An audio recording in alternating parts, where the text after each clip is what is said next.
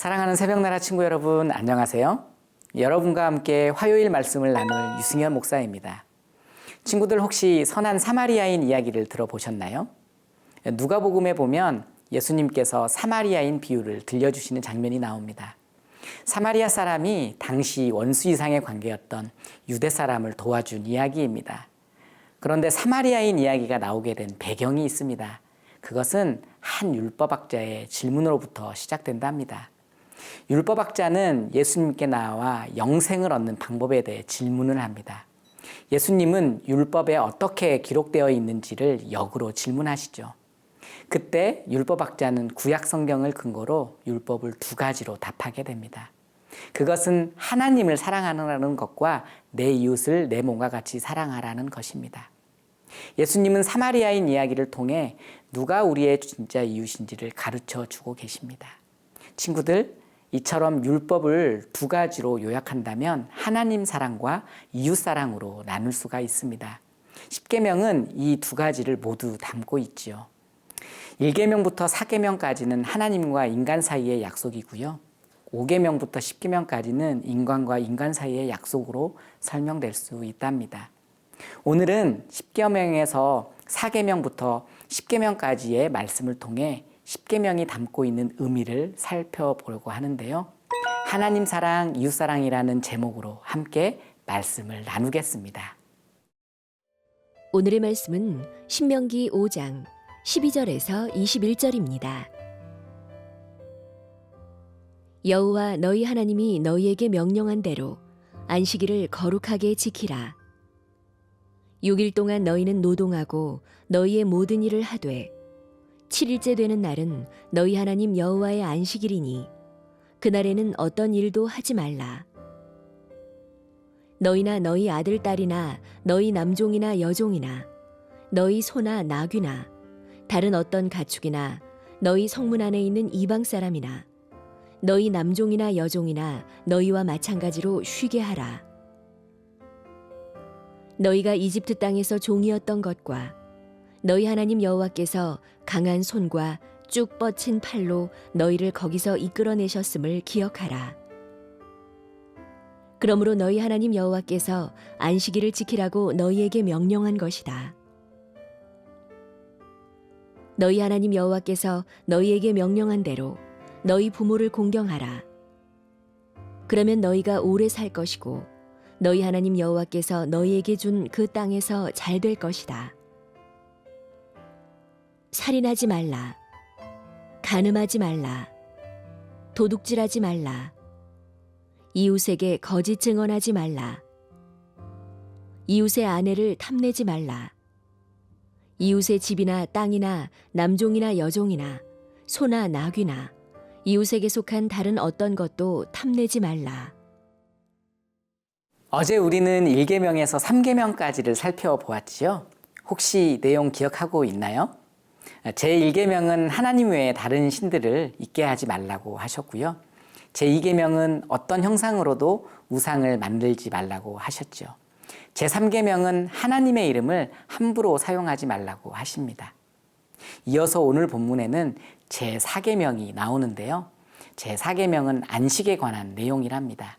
12절 읽어보겠습니다. 여호와 너희 하나님이 너희에게 명령한 대로 안식일을 거룩하게 지키라. 하나님께서는 안식일을 거룩하게 지켜라고 명령하십니다. 안식이라는 말은 쉰다, 중지한다라는 뜻을 가지고 있는데요. 단어의 뜻 그대로 안식일은 자기가 하던 일을 중단하고 쉬는 날이랍니다. 하나님께서는 안식일에는 어떤 일도 하지 말라고 말씀하시면서 자녀나 종, 그리고 모든 가축, 심지어는 이방 사람까지도 쉬게 하라고 말씀하시죠. 왜 하나님께서는 하던 일을 멈추고 쉬라고 하셨을까요? 우리는 15절 말씀을 주목해 보아야 합니다. 너희가 이집트 땅에서 종이었던 것과 너희 하나님 여호와께서 강한 손과 쭉 뻗친 팔로 너희를 거기서 이끌어내셨음을 기억하라. 그러므로 너희 하나님 여호와께서 안식일을 지키라고 너희에게 명령한 것이다. 하나님께서는 안식일을 지키라고 하신 것이 단지 지친 몸을 쉬라고 하는 것은 아닙니다. 하나님께서는 안식일을 통해 하나님의 구원을 기억하길 바라신 것이죠. 이집트 땅에서 종으로 살던 조상들을 구원하신 하나님의 은혜를 기억하고 찬양하길 원하시는 겁니다. 사랑하는 새벽나라 친구들, 우리는 예수님이 부활하신 안식 후 첫날을 주일로 지키고 있지요. 우리는 우리를 구원하신 하나님의 은혜에 감사하며 매주 예배자로 나아갑니다. 그런데 여러분은 매주 하나님께 받은 은혜에 감사하며 예배를 드리고 있나요? 매주 반복적으로 예배를 드리다 보면 우리의 예배가 형식적이고 감격이 없는 메마른 예배가 될 수 있죠. 온맘 다해 드리는 예배가 아닌 습관적으로 드리는 의식이 될 수 있습니다. 안식의 참 의미를 묵상하며 예배를 향한 우리의 모습을 되돌아보면 어떨까요? 오늘 그런 하루가 되길 축복합니다.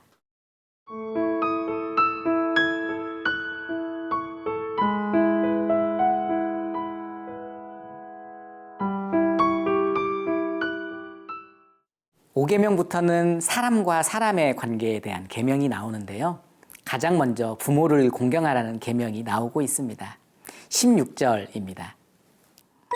너희 하나님 여호와께서 너희에게 명령한 대로 너희 부모를 공경하라. 그러면 너희가 오래 살 것이고 너희 하나님 여호와께서 너희에게 준 그 땅에서 잘 될 것이다. 하나님은 이스라엘 백성과 당신의 관계를 자녀와 부모 관계로 묘사하기도 합니다. 그러므로 사실 부모 자녀 관계는 하나님과 우리의 관계를 반영한다고 볼 수도 있지요. 부모는 이 땅에서 자녀에게 하나님의 대리자 역할을 위임받은 분입니다.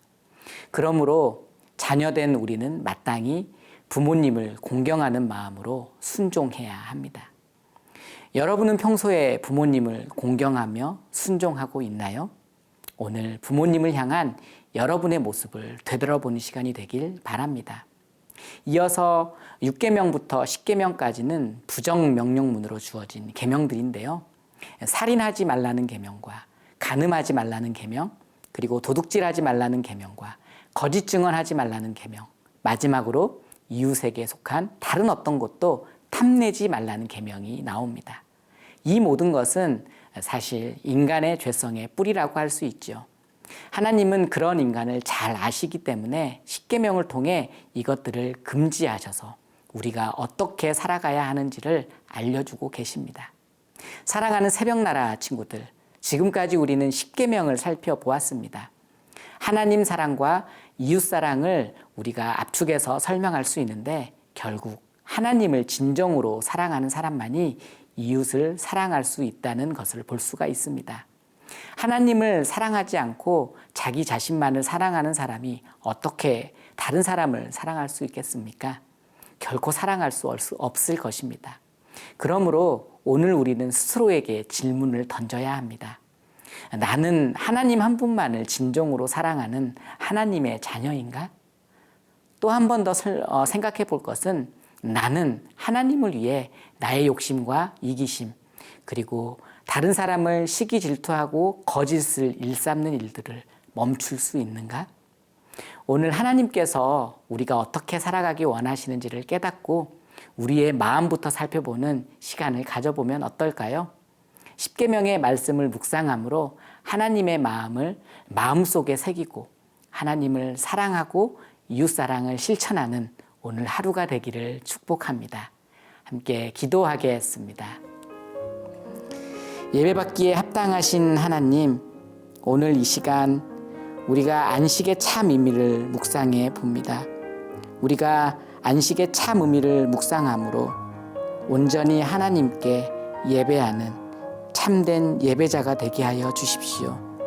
나아가 십계명에 나타난 대로 우리가 하나님을 사랑하고 이웃 사랑을 실천할 수 있는 하나님의 자녀가 되게 해 주십시오. 그렇게 결단하며 나아가는 우리를 축복해 주십시오. 감사드리며 예수님 이름으로 기도합니다. 아멘.